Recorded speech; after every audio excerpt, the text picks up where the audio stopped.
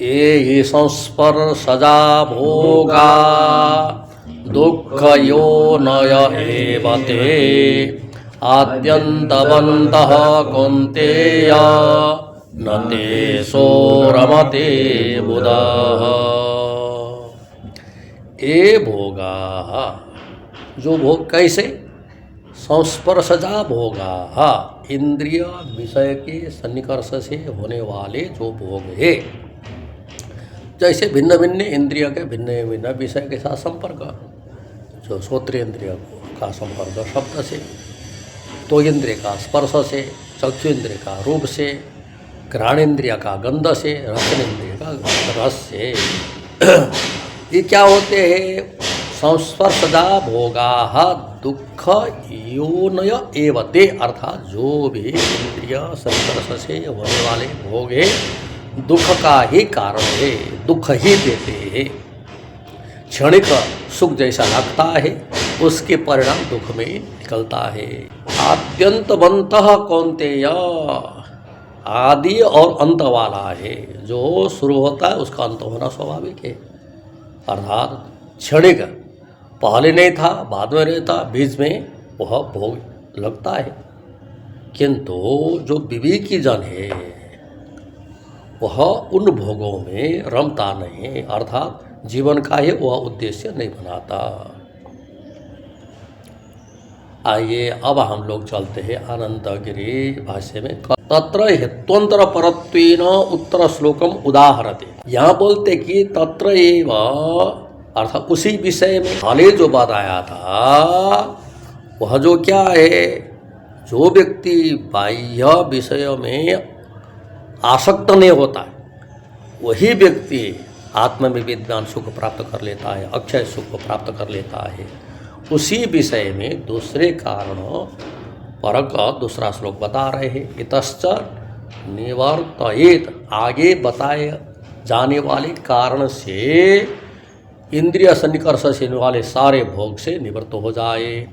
विषयेभ्य सकाशात इंद्रियाणि इति शेषः, विषय से इंद्रिय को निवर्तन करे, हटाए, विषय में इंद्रिय को जाना न दे। वैराग्यार्थम एवं वैषयिकाणि दुख सुखानि दूषयति, विषय से होने वाले जो सुख है वह उसमें दोष दिखाने जा रहे।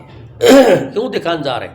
वैराग्य हो जाए, जो विषय के प्रति हम लोग का जो राग है, अनादि संस्कार का राग है, वह राग निवृत्त करने के लिए वैशेषिक सुख को दूषित कर रहे हैं।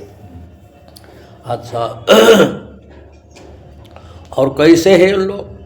ननु विषय इंद्रिय संप्रयोग संप्रसूतेन भोगेषु संप्रसूतेषु भोगेषु जंतूनाम अभिरुचि दर्शनात्, अर्थात सारे प्राणियों का विषय इंद्रिय के संबंध से उत्पन्न होने वाले भोग में ही रुचि है, विशेष रुचि है। सब भोगी चाहते हैं। प्राणी का स्वभाव इस प्रकार का है। कुत तेषां दुःखयोनित्वम, आप कैसे बताएंगे उनको, उसको दुख का कारण कैसे बताएंगे? तेषां दुःखयोनित्वम कथम, ये विषय इंद्रिय सन्निकर्ष से होने वाले भोग में सब सुख देखते हैं, अभिरुचि उसमें है, दुख कारण कैसे है?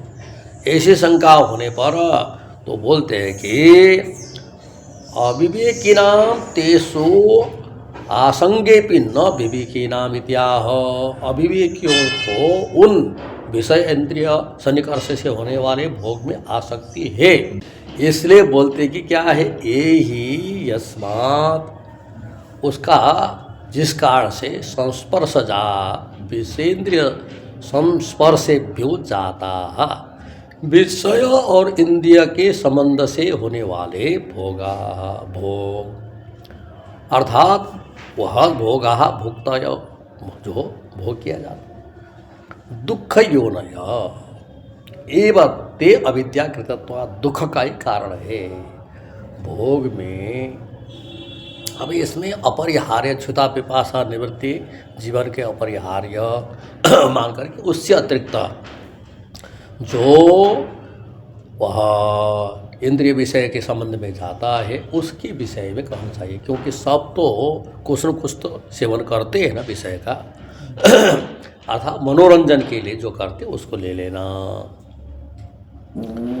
इसलिए यस्मात् आदि व्याधि जरा मरणादि सहित, देखो आदि व्याधि जरा मरण सहित समागमनादि क्लेश रूप भागिभ्यश्च, विषय के साथ भोग करने के लिए संबंध होना चाहिए। संबंध होने के लिए क्या है, वह बहुत सामग्री जुड़ाने के लिए क्लेश होता है। विषेन्द्रिय संबंधेभ्यो भोगाः, विषय इंद्रिय के संबंध से होने वाले भोग सुख लभ अनुभवा जायन्ते, थोड़ा सा सुख लभ थोड़ा सुख का अनुभव होता है। तस्मात् ते दुख हेतवो भवन्ति इति योजना, होता तो उसमें क्या है, रोग आता है, शरीर में व्याधि है, मन में वो ताप होता है, शरीर में जर्जरा अवस्था होता है, शरीर में क्षीण हो जाता है, और उसके बाद भोग के सामग्री इकट्ठा करने के लिए बहुत क्लेश कष्ट उठाना पड़ता है। इसलिए वह भोग क्या है, थोड़ा सा सुख लभ सुख का कण अनुभव करा देता है, किंतु अधिक दुख ही देके जाता है दुख का ही कारण है। अब यह बोलते कि क्यों करते महाराज, अविद्या कार्यत्वात् दुखानाम कुतो भोगजन्यत्वम इत्याशंक्य, अविद्या का कार्य होने के कारण दुखों को भोगजन्य क्यों, अर्थात वह दुख भोग से उत्पन्न होने वाला क्यों बताया जाता है। भोगानाम अविद्या प्रयुक्तत्वात् तन्निबंधनत्वम दुखानाम युक्तम, अज्ञानी ही भोग में प्रवृत्त होता है। जो भोगानाम अविद्या, भोग में प्रवृत्त होने वाले प्राय अज्ञानी होते हैं। शरीर निर्वाह से अतिरिक्त लेना, ज्ञानी भी तो शरीर निर्वाह के लिए बताया ना, शरीर निर्वाह के लिए सच्चिदानंद एक बार भिक्षा करना है। हाँ, तन्निबंधनत्वम दुखानाम युक्तम, अर्थात भोग से बदने वाले दुख उचित ही है, भोग से होने वाला दुख उचित ही है। भोग क्यों किया जाता है, अविद्याकृतत्वात्, अज्ञान के कारण। वास्तव में जो व्यक्ति अपने स्वरूप में रमण नहीं कर सकता है वही भोग में ही लगा रहता है। जीवन का उद्देश्य भोगार्थम सृष्टि इत्यन्य क्रीडार्थ इति चापर इत्यादि आयत मांडुक्य में, सृष्टि भगवान की भोग करने के लिए, क्रीड़ा करने के लिए, मनोरंजन करने के लिए सबके दिमाग में यही बैठा है। इस कारण से अविद्या के द्वारा वह भोग होता है। जहाँ अविद्या है, अज्ञान है, वहाँ तो दुख होगा ही। भोगानाम दुख योनित्वे मानम अनुभवम उपनिष्यति, भोग दुख का कारण है, वह जो मान प्रमाण अनुभव प्रमाण बतलाते हैं। यहाँ क्या है, मानम अनुभवम अर्थात मानव तो अनुभव प्रमाण को यह बताते हैं। दृश्यन्ते दिखाई देते हैं, ये आध्यात्मिकानि दुखानि तन्निमित्तकानि एव, भोग से होने वाले रोग, शरीर में होने वाले रोग, वह जो क्या भोग के निमित्त से दुख दिखाई देता है। इस कारण से भोग से दुख ही पैदा होगा। इसलिए विवेकी लोग भोग में प्रवृत्त नहीं होते, ऐसा बताने जा रहे हैं। उसमें कह रहे कि चलो इस लोक का जो भोग है, आदि व्याधि इत्यादि दुख देते हैं, परलोक के भोग तो सुख कारण है। बोलते नहीं, इस लोक के जैसे भोग दुख कारण है, परलोक के स्वर्ग आदि के भोग भी दुख का ही कारण है, ऐसा बताना जा रहे हैं। अहिकानाम भोगानाम दुख निमित्तत्वेपि न आमुष्मिकाणाम तथात्वम अनुभवा भावात् इति आशंक्य, इस लोक में होने वाले भोग दुख का कारण है, दिखाई देता है। अर्थात इस लोक में होने वाले भोग दुख का निमित्त है, किंतु परलोक के जो भोग है, कर्म अनुष्ठान करके जो स्वर्ग में जाते हैं, वहाँ होने वाले भोग से दुख होता तो अनुभव है नहीं किसी को। इसलिए बोलते हैं कि न आमुष्मिकाणाम तथात्वम, परलोक में होने वाले भोग तो दुख का कारण नहीं है, अनुभवा भावात, अनुभव न होने से। इति आशंक्य, ऐसे आशंका करके अवधारणा सामर्थ्य सिद्धम अर्थमाह, वहाँ दुख योनय एव ते कहा न, एव कारण के द्वारा अवधारण कर रहे हैं। जैसे इस लोक के भोग दुख का कारण है, परलोक के भोग भी दुख का ही कारण है। उसमें बोलते हैं क्यों, स्तुति के द्वारा सिद्ध होता है। यथा यह लोके, जैसे इस लोक में भोग से दुख होता है, तथा परलोके भी, परलोक में भी भोग से दुख ही होता है। इति गम्यते एव शब्दात, अर्थात दुख योनय एवते में जो एव शब्द आया, इस एव शब्द से इस लोक का भोग परलोक का भोग दुख ही देता है, दुख का ही कारण है, ऐसा जाना जाता है। पूर्वार्धस्य अक्षरार्थम उक्त्वा तात्पर्यार्थमाह, यही संस्पर्शा भोगा दुख योनय एवते, पूर्वार्ध के अक्षर के अर्थ को बतला करके तात्पर्य अर्थ बताने जा रहे हैं। न संसारे सुखस्य गंधमात्रम अपि अस्ति इति बुद्ध्वा विषय मृगतृष्णिकायाः इंद्रियाणि निवर्तयेत्। अब यहाँ बोलते कि संसार में सुख का गंध भी नहीं, सुख तो छोड़ दीजिए, जैसे जिस बर्तन में हिंग रखा है, वह हिंग समाप्त होने पर उसको साफ करने पर भी, गर्म पानी डालने पर भी कुछ समय उसमें हिंग का गंध रहता है। उसका हिंग तो नहीं, गंध तो है ना। यहाँ भगवान भाष्यकार कहते हैं कि इस संसार में सुख का गंध भी नहीं है विवेकी के लिए, क्योंकि उनको दुख ही दिखाई देता। अविवेकी लोग को सुख दिखाई देता है, परिणाम में दुख ही देगा। इसलिए बोलते कि सुखस्य गंध मात्रम अपि नास्ति, संसार में सुख का तो गंध भी नहीं। इति बुद्ध्वा, ऐसा समझ करके, निश्चय करके, विषय मृग तृष्णिकायाः, जो विषय तो कैसे है, मृग मरीचिका में दिखाई देने वाला जल जैसा, बालों में सूर्य का किरण पड़ने पर गर्मी के समय में जल जैसा लगता है। इसी प्रकार से इस विषय में जो सुख दिखाई दे रहा है, मृग तृष्णिका का जल के समान है। इंद्रियाणि, वह विषय से इंद्रिय को निवर्तयेत, निवर्त करे, अर्थात हटाए, वहाँ सुख नहीं है, विवेक के द्वारा ऐसा निश्चय करे। इतश्च विषयेभ्यः सकाशात् इंद्रियाणि निवर्तयितव्यानित्याह, आगे बताए जाने वाले हेतु से भी विषय के साथ इंद्रिय को निवर्तन करना, विषय से इंद्रिय को अलग करना चाहिए। इस बात को बतलाते, न केवलम दुख यो नय एव, केवल दुख का कारण नहीं है, फिर क्या है, आदि और अंत।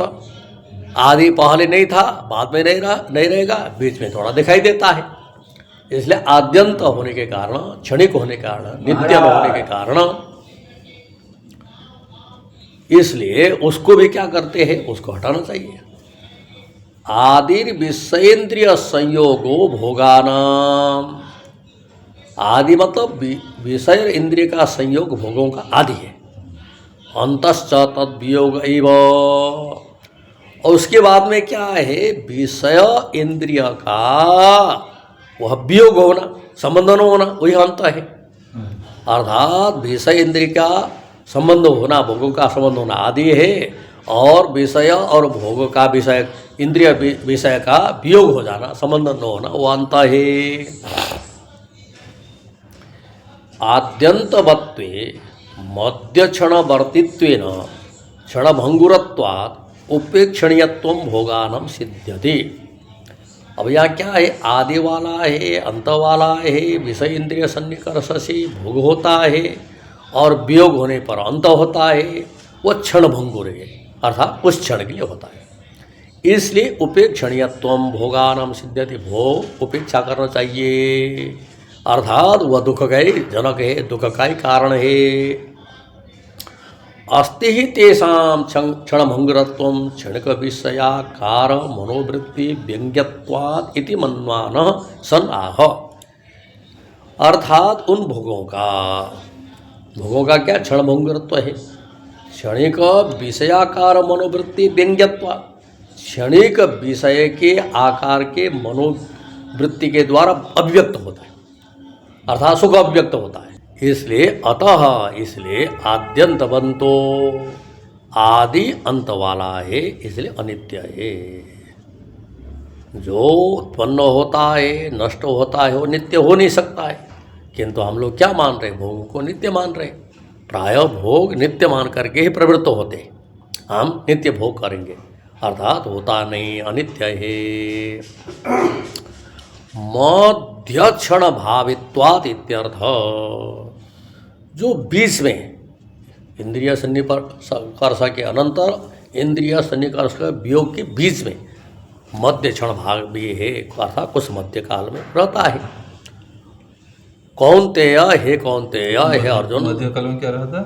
भोग जैसा लगता है, अर्थात जो क्या है प्रतीति होता है, सुख, वो भी क्या है सुख लव अनुभव होता है, थोड़ा अनुभव होता है, किंतु अधिक दुख ही देता है। तो बोलते हैं कि बुद्धि पूर्व कारिणाम विवेकवताम भोगेषु उपेक्षा उपलब्धिश्च तेषाम आभासत्वम प्रतिभाते। जो विचार पूर्वक, विवेकी लोग विचार पूर्वक भोगों में उपेक्षा उपलब्ध है, भोग की उपेक्षा से उपलब्ध होता है, वह भोग आभासित है, अर्थात यह जो विवेकियों को वह पता चलता है। इसलिए भोग का आभास है, भोगाभास है, भोग नहीं है, भोगाभास है। इसलिए बुद्धिपूर्वकारी विवेकियों को भोगों में उपेक्षा उपलब्ध है, अर्थात उपेक्षा कर देते। विवेकी लोग भोगों के पीछे लगते ही नहीं, इसलिए वह आभासी है, भोग न होते हुए भोग के जैसा लगना। इसलिए विवेकी लोग भोग में रमण नहीं करते, न तेषु भोगेषु रमते। क्वा बुधा विवेकी, मूल में बुधा है ना, विवेकी।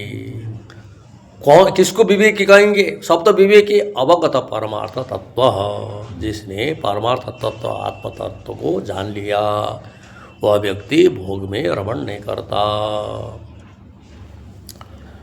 यहाँ बोल रहे हैं कि प्रतीक उपादानम आद्यम। अब यहाँ जो क्या है, यहाँ प्रतीक उपादान यहाँ लिया, अर्थात आदि अंत वाला है। इदम पुनर्व्याख्यानम इति न पुनरुक्ति।